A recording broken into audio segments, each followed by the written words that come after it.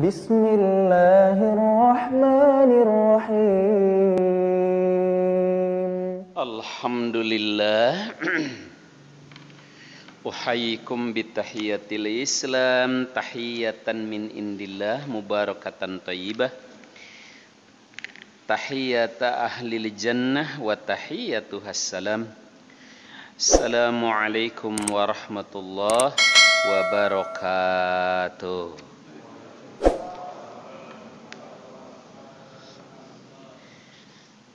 HP saya ketinggalan, ada yang bisa ini? Ada. Ya. Saya ada terjemahannya. Oh gitu. Oh ya udah itu aja. Bapak itu. Baru ini.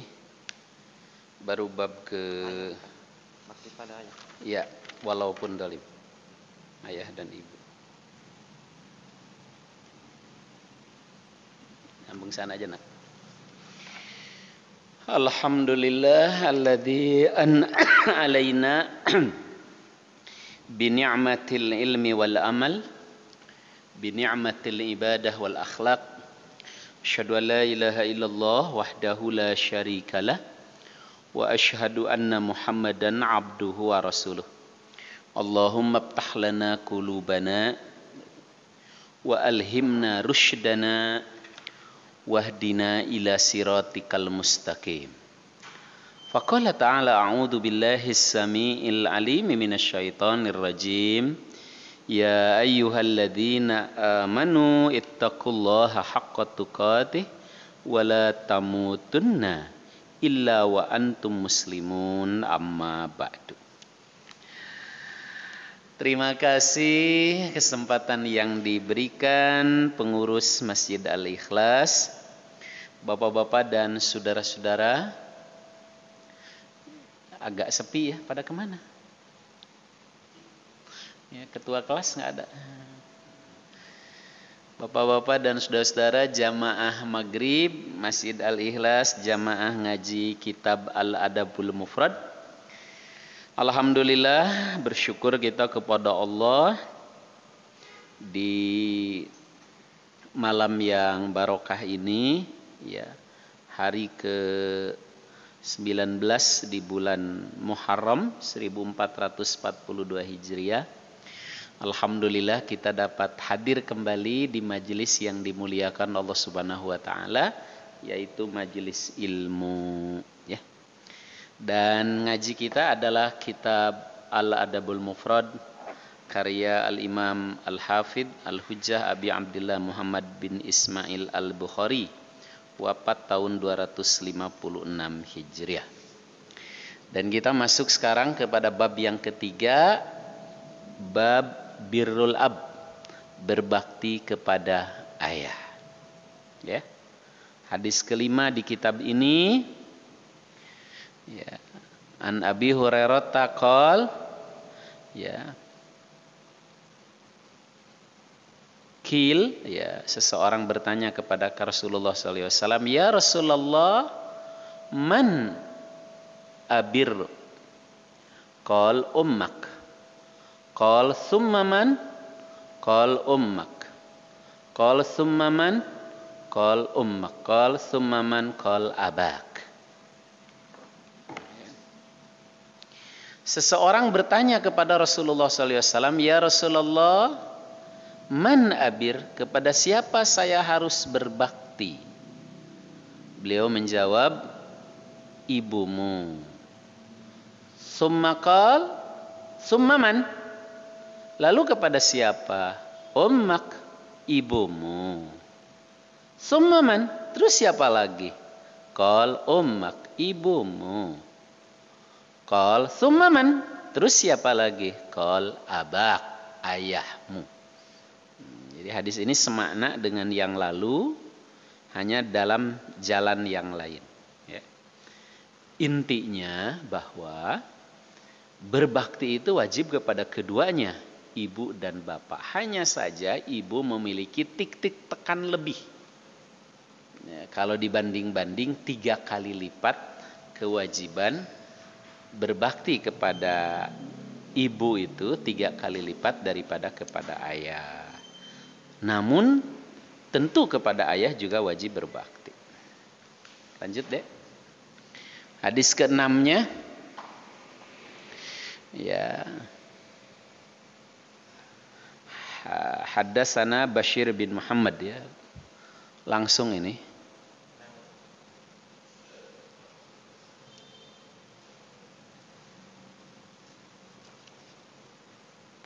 Nggak kelewat itu, Dek.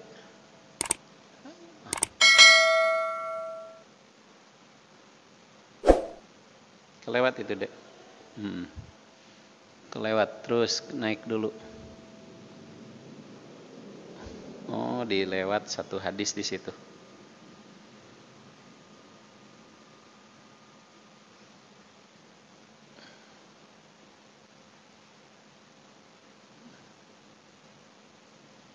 Nah, ini sekarang bab kelima kali ini.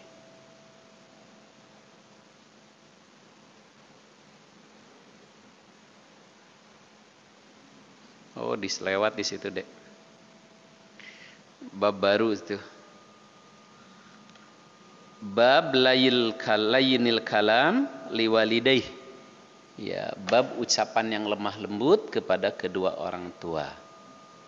Kuntu ma'an najadat, fa asbahtu dzunuban, fa asobtu, ya.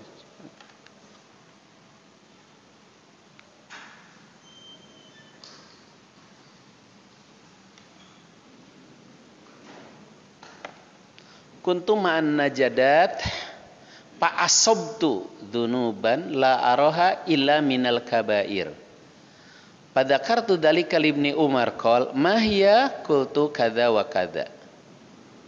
Qultu laisat hadhihi minal kabair. Hunna tis'un al isyraku billah wa qatlu nismah wal firaru minaz zahfi wa qadful muhsanat wa aklur riba wa aklu malil yatim wa ilhadun fil masjid walladhi yastaskhir wa baka'ul walidain minal uquq. Qala li Ibnu Umar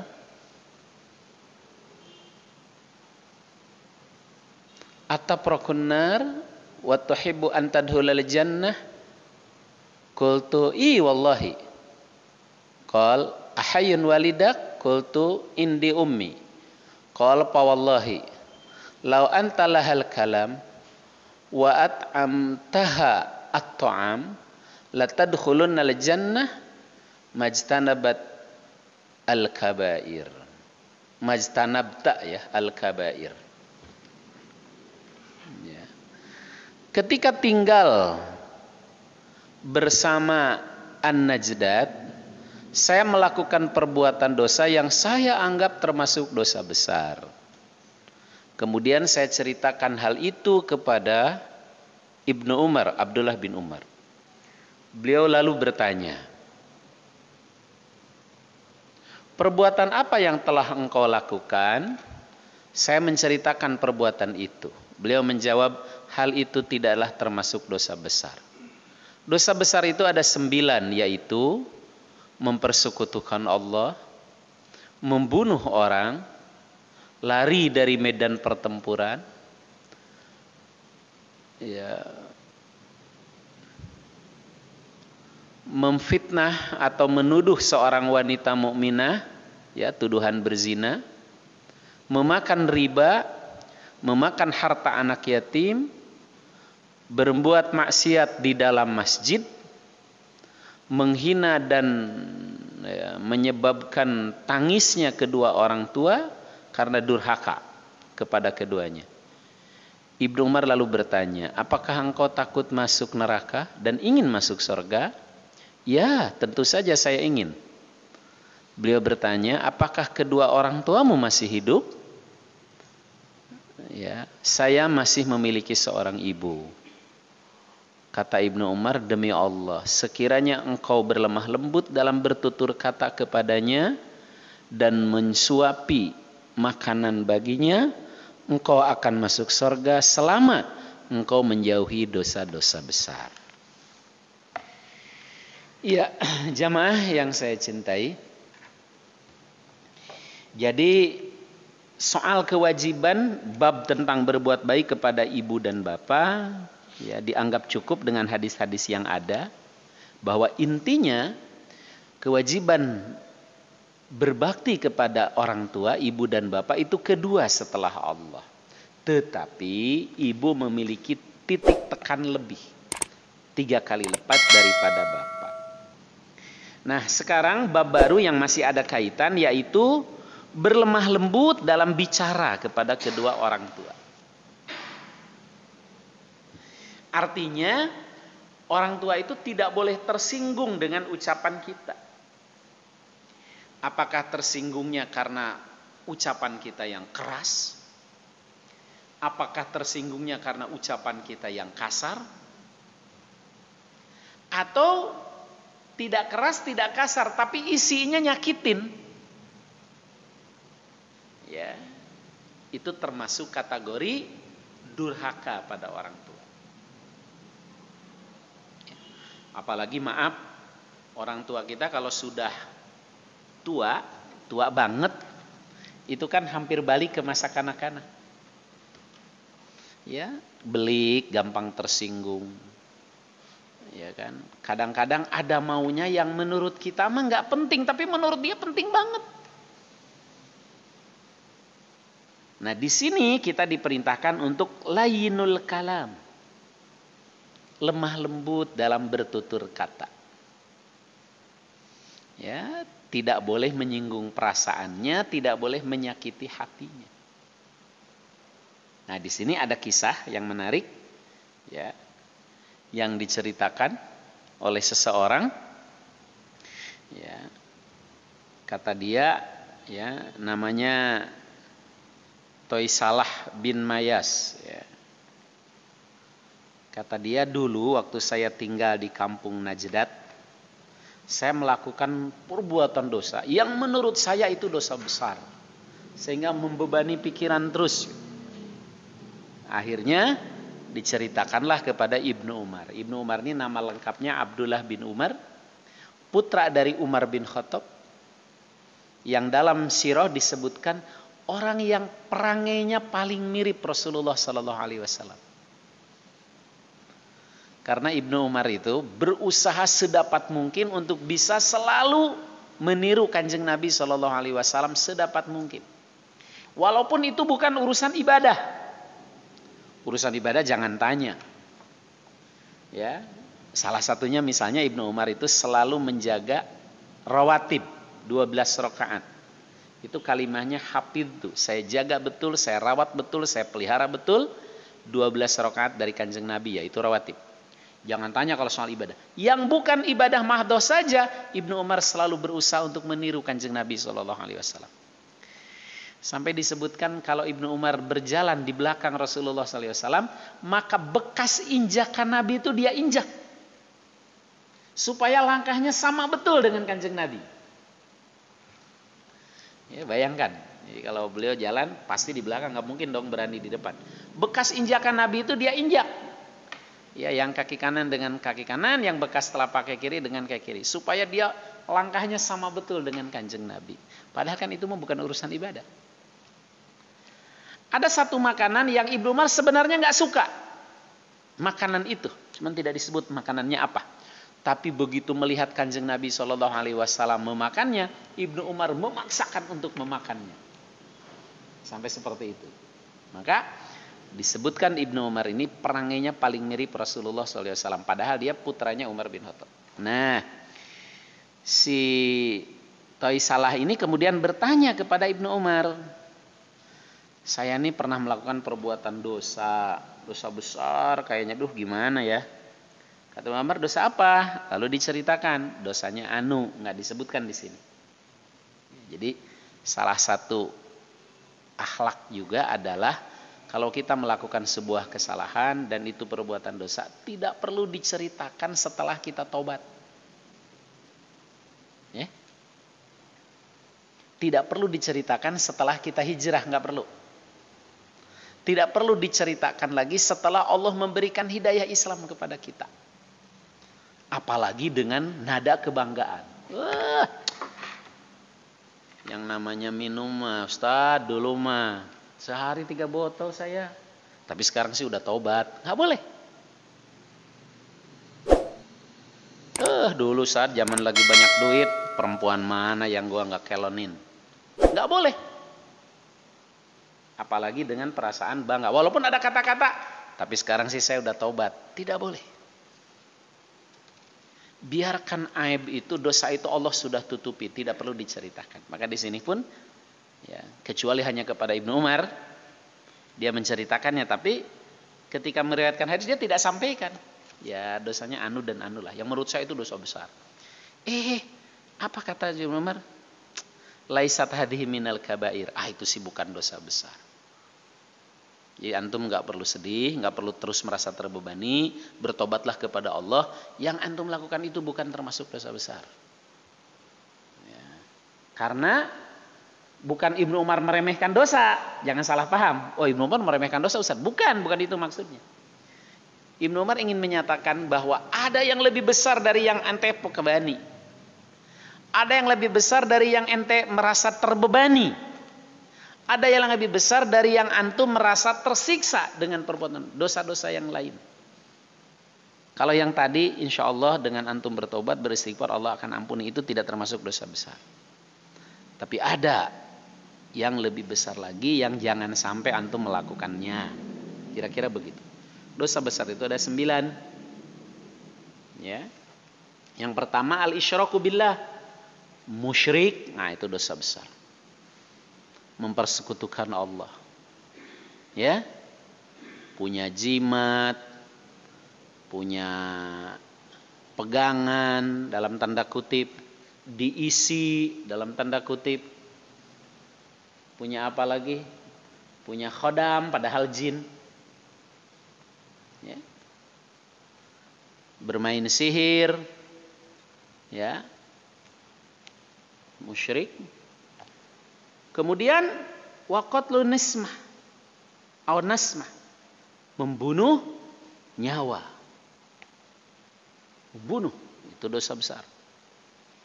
Ya. Terperangah kita kemarin satu klinik aborsi di kawasan Jakarta Pusat, kawasan Raden Saleh ya. Satu klinik aja dalam 2 tahun dari 2019 sampai 2020 yang sudah dibunuh berapa? 5.400 sekian. Satu klinik yang ketahuan. Bukan 5.000, 2.400 sekian. Satu klinik yang ketahuan. Belum klinik yang lain. Yang tidak ketahuan. Na'udzubillah min dzalik. Nyawa dianggap murah. Ya. Padahal membunuh nyawa itu termasuk dosa besar. Kemudian ya, wal firar minaz zahfi, lari dari medan jihad, lari dari medan perang. Kabur dari medan jihad, dari medan perang, itu masuk dosa besar. Kemudian wa qadhful muhsanah, menuduh berzina kepada wanita muslimah yang baik-baik.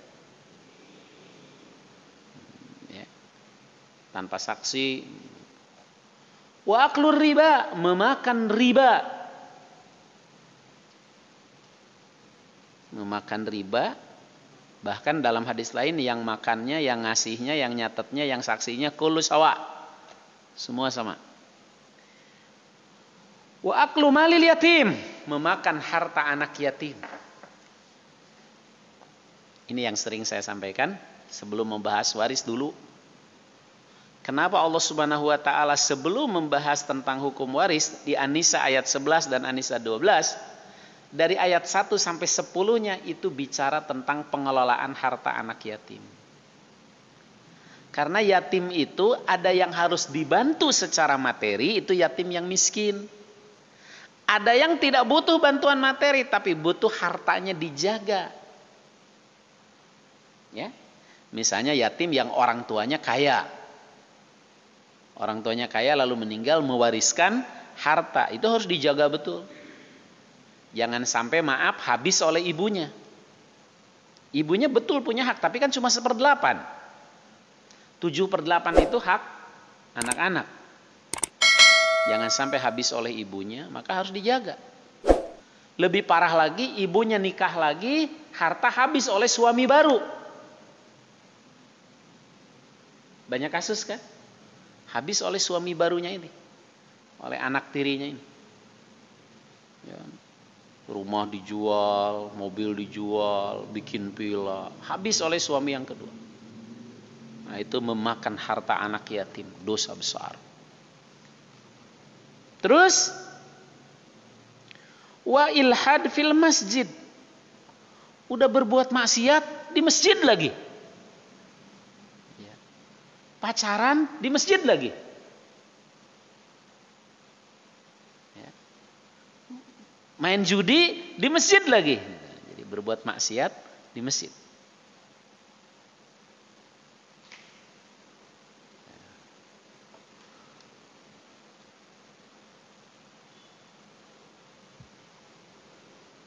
Kemudian apa tadi? Maksiat di masjid dan menyebabkan tangisnya orang tua karena durhaka. Ya. Wa bukaul walidain minal ukuk.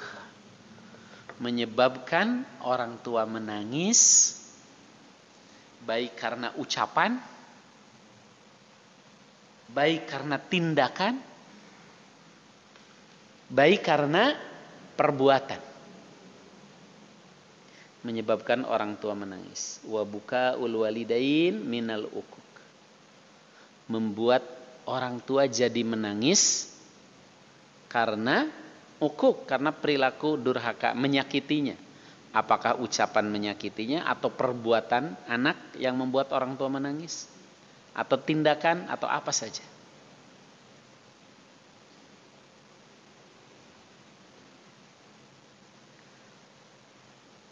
Nah, setelah menyebut dosa besar ini, kemudian Ibnu Umar bertanya. Pertanyaannya juga langsung menohok. Atapriku minan nar wa tuhibbu an tadkhulal jannah? Apakah kamu takut neraka dan sangat ingin masuk surga? Qultu wallah. Udah jadi bahasa Indonesia? Iya.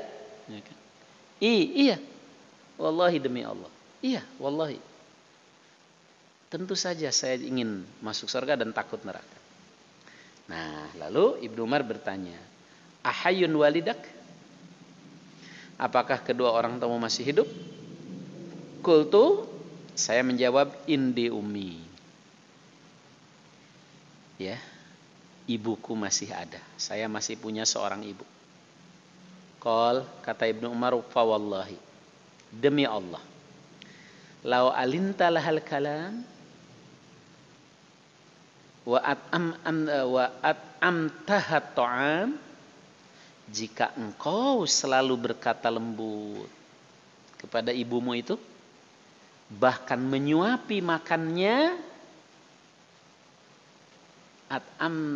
at'amtaha at-ta'am, menyuapi makanannya, latadkhulannal jannah, pasti kamu akan masuk surga, majtanabtal kabair, selama engkau selalu menjauhi dosa-dosa besar.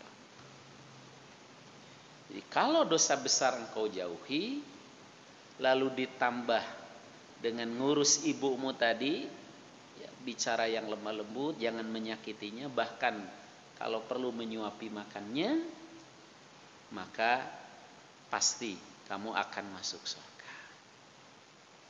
Tapi di antara dosa besar tadi juga disebut membuat orang tua menangis karena sakit hati, membuat orang tua sampai air matanya tertumpah karena tindakan kita, perbuatan kita, itu masuk kategori dosa besar.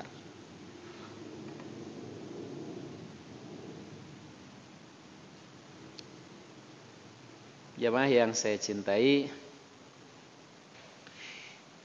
ini hal yang boleh jadi ya, kalau bagi yang orang tuanya sudah tidak ada, memang tinggal mendoakan orang tua kita yang sudah tidak ada. Tapi ini harus ditanamkan kepada anak-anak kita. Diajarkan kepada anak-anak kita untuk selalu hormat kepada orang tuanya. Jangan membiarkan anak kita berani membentak istri kita, ibunya, di depan kita.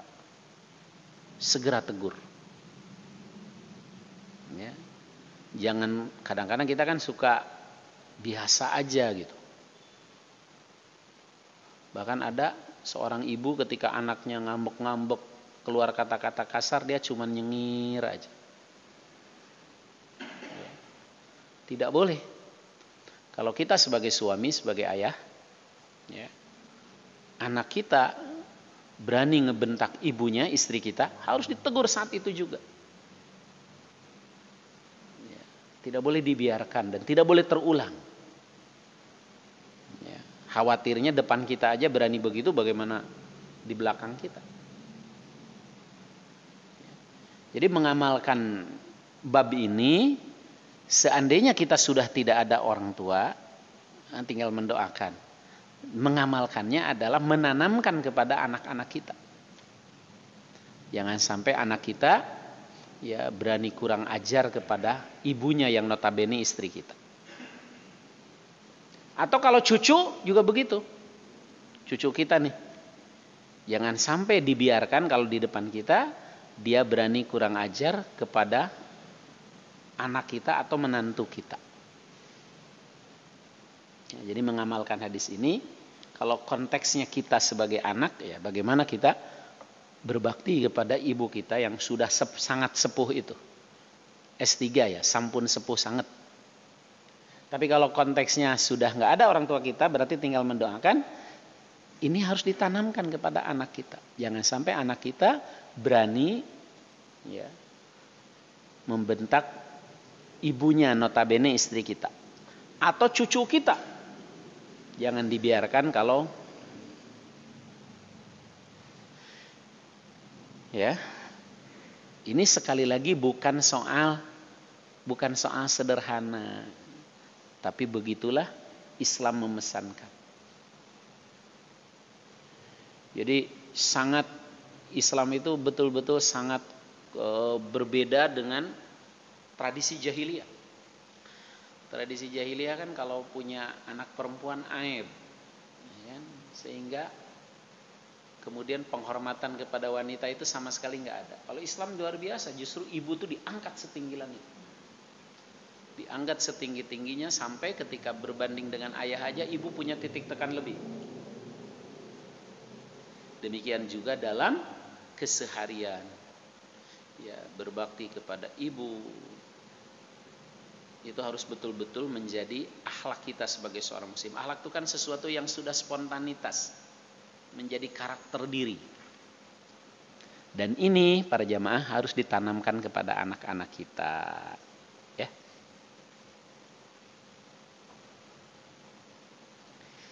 Sebagaimana juga Allah pesankan di surah Al-Isra ya. Wahfid jilahuma janahadzulli minar rahmah. Rendahkan ya, wahfid lahuma janahadzulli minar rahmah, surah Al-Isra ya kan? Rendahkan dirimu, janah itu sayap ya, maksudnya jangan sampai jangan sampai sombong kepada orang tua. Wahfid lahuma janahadzulli minar rahmah, rendahkan sayapmu. Janah itu secara bahasa artinya sayap. Artinya tidak boleh sedikit pun menunjukkan congkak di depan orang tua. Qal la tamta' min syai'i ahabba. Jangan engkau menolak sesuatu yang diinginkan oleh kedua orang tua. Sedapat mungkin kalau kita mampu, ketika keduanya ada keinginan, ada maunya, sedapat mungkin kalau kita mampu harus dipenuhi. Ya. Saya ulangi, ya, kalau orang tua kita masih ada, apalagi sudah sepuh, sudah sangat sensitif, ada maunya dan kita mampu, sedapat mungkin harus dipenuhi. Ya. Ada maunya dan kita mampu sedapat mungkin harus dipenuhi.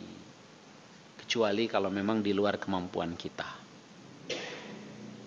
Dan para jamaah, sebenarnya ini juga mendidik secara tidak langsung kepada anak kita. Ya. Sebenarnya juga mendidik secara tidak langsung kepada anak kita. Makanya Dr. Faruqi mengatakan keluarga Islami itu yang terbaik, di rumah itu ada 3 generasi. Ya. Ada generasi kakek nenek, ada generasi ayah ibu, dan ada generasi anak. Jadi bagaimana perlakuan ayah ibunya kepada orang tuanya atau kepada neneknya itu disaksikan oleh anak-anak kita. Dan itulah model pendidikan yang langsung. Jadi si anak, ya si cucu berarti itu melihat sendiri bagaimana orang tuanya begitu menghormati ya kakek dan nenek dia.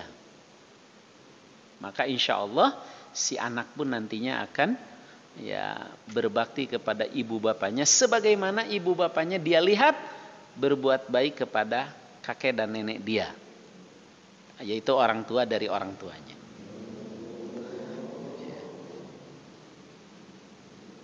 Bukan malah maaf karena dia kaya punya dana orang tuanya dikirim ke panti asuhan.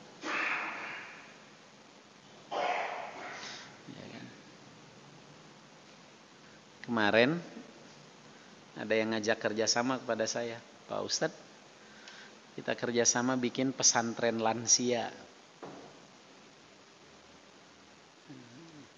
Namanya keren kan, pesantren. Tapi ujungnya pesantren lansia. Saya bilang pesantren lansia itu sama aja dengan panti jompo.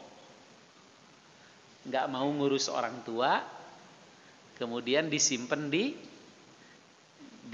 panti jompo, tapi karena nggak enak nyebut panti jompo, lalu diberi nama pesantren. Maaf saya nggak setuju dan nggak sependapat. Kenapa? Ya lagi pula itu kan pelecehan. Ya, pesantren itu untuk mencetak kader-kader, ya kan, yang good looking, hafid, mahir bahasa Arab. Pesantren itu untuk mendidik anak, mencetak kader-kader dakwah yang bukan untuk menampung kakek nenek yang tidak mau, yang anaknya tidak mau ngurus. Yang sebenarnya adalah panti jompo tapi diberi nama pesantren. Ya. Jadi tentu itu sesuatu yang maaf ya dengan segala hormat saya tidak sependapat. Karena judulnya aja pesantren lansia, prakteknya nanti panti jompo. Karena nggak mengurus orang tuanya dimasukin ke situ. Bayangkan sakit hatinya orang tua. Ya kan, ketika sudah tua dia ingin kumpul dengan anak dan cucu, ingin merasakan bagaimana dia dihormati, diurus oleh anaknya bahkan oleh cucunya, malah dibuang ke satu tempat yang namanya panti jompo, tapi karena dia sendiri nggak tega memberi nama panti jompo, lalu diberi nama pesantren lansia.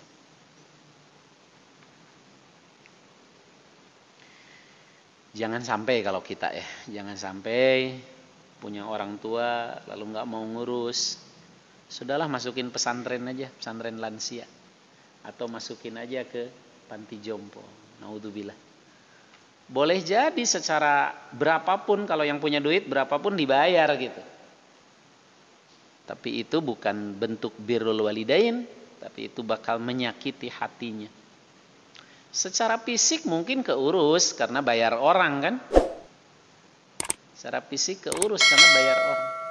Tapi secara psikis, secara kejiwaan sangat menyakitkan. Dan menyakitkan bukaul walidain minal ukuk, membuat orang tua menangis karena tindakan, perbuatan, ucapan, perilaku itu masuk kategori durhaka.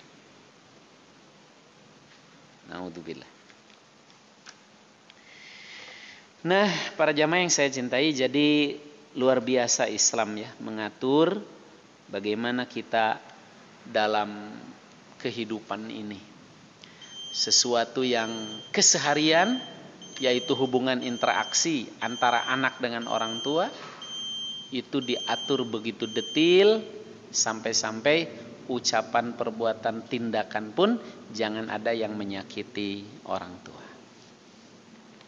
Ya. Tadi saya ingatkan yang kedua, kalaulah kita masih punya orang tua yang sudah sepuh, amalkan ini. Kalau orang tua kita sudah tidak ada, wariskan ilmu ini kepada anak-anak kita, supaya mereka betul-betul menghormati ibunya yang notabene istri kita.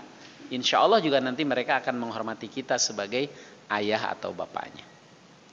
Dan lebih indah lagi ketika kita berikan contoh kepada mereka, bagaimana perlakuan kita kepada nenek mereka, kakek mereka di hadapan, itu jauh lebih indah dan lebih efektif, lebih tertanam secara kuat.